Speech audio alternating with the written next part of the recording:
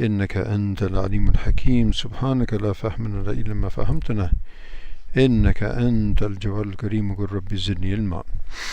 قال إمام النووي رحمه الله تبارك وتعالى ونفعنا بعلومه في الدارين. قال 21 عن أبي المنذر أبي بن كعب رضي الله عنه قال كان رجل لا أعلم رجلا أبعد من المسجد منه وكان لا تخطئه الصلاة فقيل له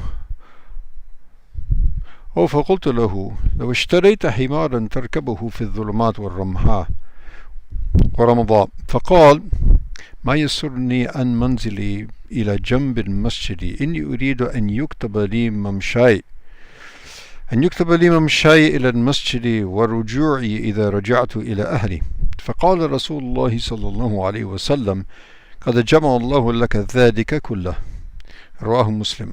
وفي رواية إن لك فيما احتسبت ورمضاء الأرض التي أصابها الحر الشديد. So continuing with the chapter which describes all of the unlimited and very diversified ways in which we can do righteous action. So in this hadith, Sayyidina Ubay ibn Ka'b radiallahu ta'ala anhu, Sayyid al-Qurra, he says that there was a man who, I don't know anyone who was farther from the masjid than this fellow. In spite of that, he never used to miss the salat in Jamaat.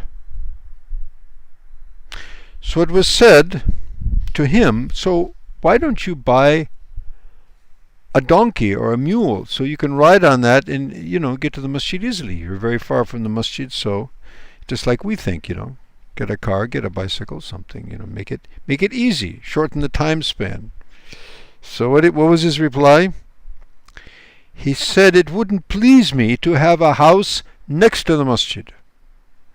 Why? Because I want my footsteps to be counted for me, and so that I get the reward for the footsteps going to the masjid and also coming back from the masjid.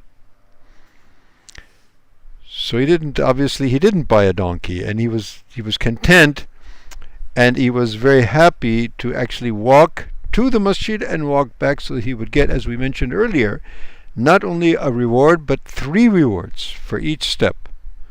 A reward, forgiveness of a sin, and a raise of rank in paradise. Now the interesting thing about this hadith is that generally the hadith would mention this from Rasulullah, that he mentions, that your walking or your footsteps going towards the masjid will be counted for you. In this fellow was thinking and intending that my steps to and back.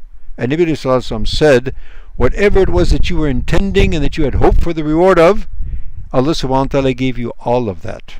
So this also highlights innamal a'malu binniyat. So we should make intention. We leave our house, make intention all of these steps. We're going back to the house, make intention. Okay, your house is very far, it's not walkable. So make intention that, oh Allah, it's too far for me to walk, so count the revolution of my wheels, inshallah. Allah subhanahu wa ta'ala is great. La haraj ala fadlillah. ولله تبارك ولا التوفيق وآخر الدعوانا أن الحمد لله رب العالمين والسلام عليكم ورحمة الله وبركاته.